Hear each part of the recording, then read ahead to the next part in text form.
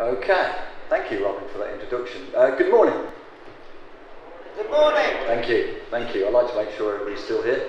I just had a note passed through to me to say you've just increased the home crowd for Reading by about 125 people. So well done for that. That's doubled that straight away. It's actually my pleasure to be here. Although we're the sponsors, it's still nice to be invited to actually talk, because supply chain is something that I've been fascinated in for many years. If I go back as far as Robin says about when I first started with the company, it goes back through many reiterations of various takeovers and acquisitions, and I actually started with a company called Leyland Cars. So 30 odd years later I'm here. So that's quite a supply chain information going through from there to there. Mr. Bolt, what the hell's that got to do with supply chain? Well, I'm going to try and bring that theme throughout the morning. We've already mentioned the Olympics. Well, I think there is a way of tying the two together, of looking at some things that happen in the sporting arena, as well as music sometimes, that means a lot to us from a business continuity point of view. And the point I'm going to be talking about mainly is to do with recovery from a work area perspective. I mean, SunGard, as many of you know through various iterations, we're really into the IT recovery, or the information recovery. And every one of you out there uses IT in some way or other. And part of the reason why you use IT is for efficiency gains. Part of the reasons you use it is because it helps you to be a better supplier. And how does it help you to be a better supplier? Well, what we're going to talk about here is knowledge. And what I mean by knowledge, well, these famous words from T.S. Eliot. And I'm going to come at it from the bottom up. Where is the knowledge we've lost in information? What is information? Information that drives business. Well, information that drives business starts off as just data. Everything we record and we put down in any form of magnetic media is just data. Totally useless. When you put that data together, you get information. Information, pretty good. But the way we as suppliers use the information is with the knowledge of our people, their wisdom. It's putting the two together that makes us unique. So if we can't get the information to the people who need to make those decisions, then you can't make informed decisions. We live in a knowledge environment. The way that we drive our businesses is to use the knowledge that we have, the wisdom of the people that we have, affected by that data to make certain decisions, no matter what you are. So, the way that we keep those people and information connected is very important to us. And we're going to talk about office recovery in particular, but office recovery these days means lots of different things. Where is your office? We've already heard Colin talk about it. Where is your office? Is it the office as we know it in Slough? Hopefully not. But is it the office that you use at home? Is it your mobile office? How many of you have already checked in here and already checked in from an office point of view? I mean, this morning I did some email when I got here first. Is this my office? The last bastion of privacy, the plane, will be taken away soon.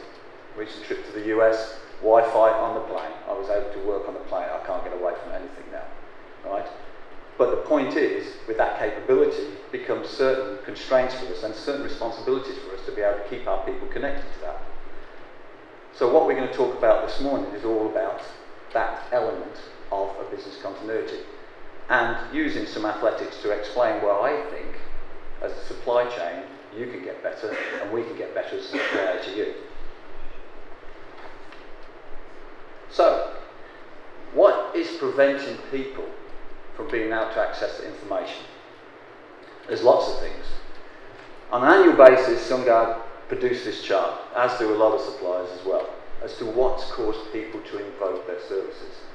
Because an invocation is a breakdown in that chain, a breakdown in your potential to supply whatever you need to your end customers. Here you can see a chart that goes back many years, back to 1995. A few interesting facts. First of all, you see quite an increase, and now there's a little bit of a decrease. If you analyse behind that a few things over the years, and some of us, myself and Robin, have been in it many years. First of all, years ago, when an interruption occurred, the ability to recover took so long sometimes that people would look at it and go, if we're going to be back in 3 or 4 hours, I'm not going to invoke anything. All right? It's quicker just to make it, repair, and get going. Over the years, the ability to test, the ability to recover has become a lot quicker. So therefore, what we find now is people will invoke us a lot more quickly than they would have done in the past. They see an incident happen, they may get told it'll be fixed in 4 hours, they'll still invoke. So we started to see a significant rise in the reason why people wanted to invoke.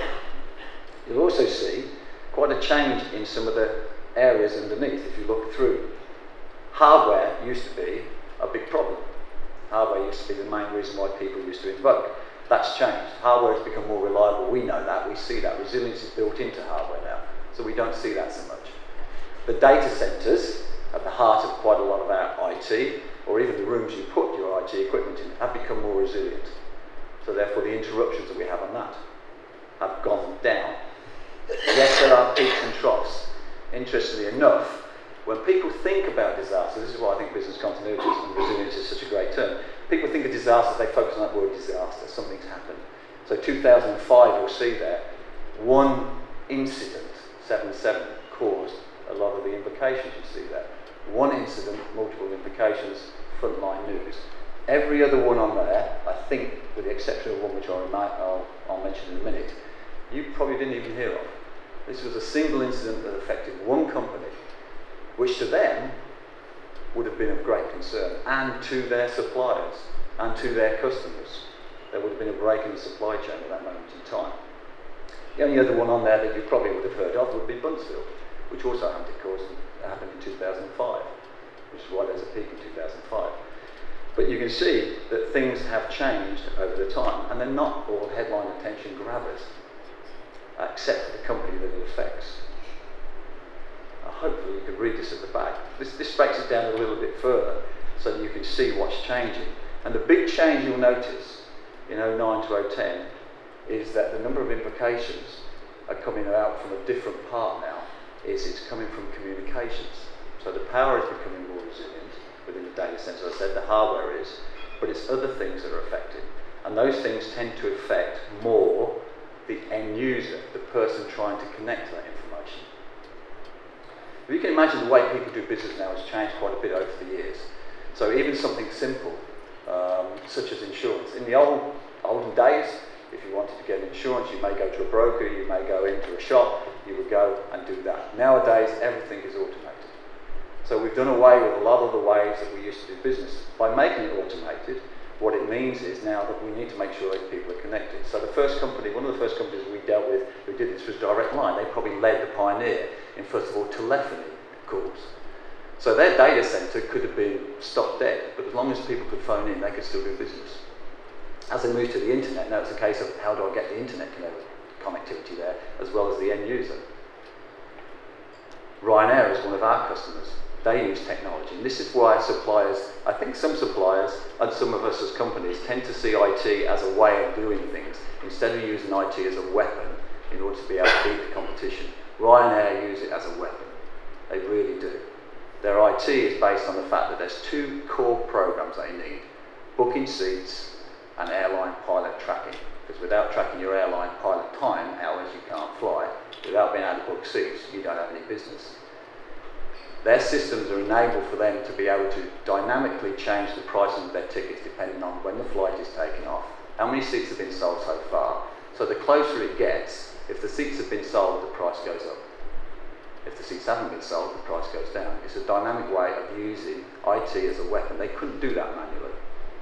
The most expensive seat they ever sold was the last seat out on the last plane on the day after the Greek Olympics finished. That was the most expensive seat they sold. I think it was a single fare for about £2,600. They probably sat next to somebody who paid £2, right, 4 years ago when they booked it in advance or something like that. That's the way their system works. They use IT as a weapon. So what's happened is, as a result of that, they need to keep their people connected to that information. So their IT is in a highly resilient centre. They actually use dual supply, I don't mind saying that. They use us and another supplier. So they dual supply their centres. If our centre went down or our competitor's centre went down, they can flip across to there. But if the internet goes down, if their customers can't get access to that, if the people who use them for telephone booking, it's just as bad for them. And what we've seen over the period of time, as we move further forward, is that the workplace implications are now causing us to be invoked more time. So last year, 73% of those implications you saw were actually for end users. They weren't for the data center, or they weren't for the IT equipment. They were for the end user. And this is the reason why the end users have been invoking in 2010. So you see hardware and power, because it's different now. Right? Lots of offices do not have dual power supplies, do not have the same resilience as a data center. But again, if you lose it, the ability for you to do business is severely constrained. We had an interesting one with power a couple of years ago where one of our customers in London has a nice office block, does have generators, did have a power cut, but then they found out that the starters for the generators were connected to the mains power. So they didn't start. Right? I know a BIA probably should have picked that up, but yeah, it's very simple. They thought they had resilience. Another customer had a water mains outside go down. Fine, we have a nice big tank, we'll keep the water going. It's a multi-storey office block. After about a couple of hours, people will use the toilets flush, water run out, can't fill the toilets, health and safety, you're closed. The most bizarre office invocation we've ever had was a crime scene. There was a murder committed outside, police cordoned off. So there's a multitude of reasons why office recovery is now important. And therefore, what we've had to do as a company is we've had to change the way that we look at it from a people recovery point of view. Over the years, it's become much more sophisticated and a lot more ambitious in the way people do. So this gives you an idea of what it was like probably a couple of years ago, and still relevant in some respects. But if you look at the way this has changed over the last particular 2 years, maybe 3 years, I'm just going to pick up a few of these. Yeah, very much it was single site and location based. Now more and more people are looking for multi-site. And by multi-site, it doesn't mean to say they've got multi-sites, although quite often it does, right? In as much as they're spread around regions. We've moved people out to lower cost regions within the UK. It can mean that I've got a single site location and I want to recover into multiple sites. Why would you want to do that? Well, it comes down to some things is, certainly within the case of central London, it may be driven by regulations such as FSA. So what they're saying is you need to be up and running in a certain period of time. So what we saw was some clients years ago, after certain events of bombings, would then move to a dedicated type resource on the outskirts of London, in case there was a central London incident. What happened on 7/7 is that the transportation was taken down, so they couldn't get out to there. So suddenly they found they had wonderful resilient centres on the outskirts of London, but had no way of getting the people who were attracted to London out there in a sufficient time to recover. So their challenge to us and to themselves was to say, I need a multi-site recovery that says, dependent on the type of disaster, I might want to walk to my recovery centre, which could be south of the river, or I might want to go to the outside of London because it's a more affected geographical disaster. So we see that from a point of view of what's called site, flex and connectivity, and also from office to local to wide area commuting and pandemic. And when you have those, you can do things that you couldn't do differently. So people now are looking at it from an Olympic point of view, and you heard from Colin that, do you want to travel in on that? I'll touch on that as well later. That maybe I can use some of my dedicated resources to spread some of my staff around. If there was a flooding, could I do that as well? Certainly, that's what customers use those things for. This idea of a shared model, which is a cost-effective model for people, has been changed, and I'll show another slide later about this, has been changed to a mixture of shared and dedicated. I need to know that I've definitely got somewhere to go to, and I'll use that to do other things that I wouldn't have done in the past with a shared.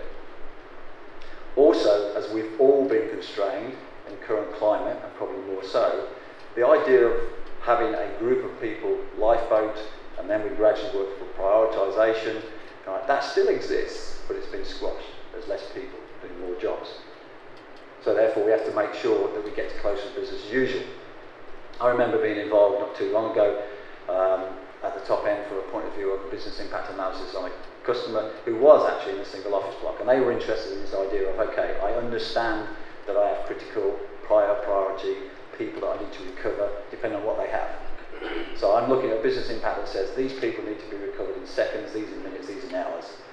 And he said, yeah, from an incident point of view, if you get to a point in time where you found a group of people in my organisation that, according to you, still don't need to be recovered after 2 weeks, I probably don't need them, right? Because they've squashed so much that they do.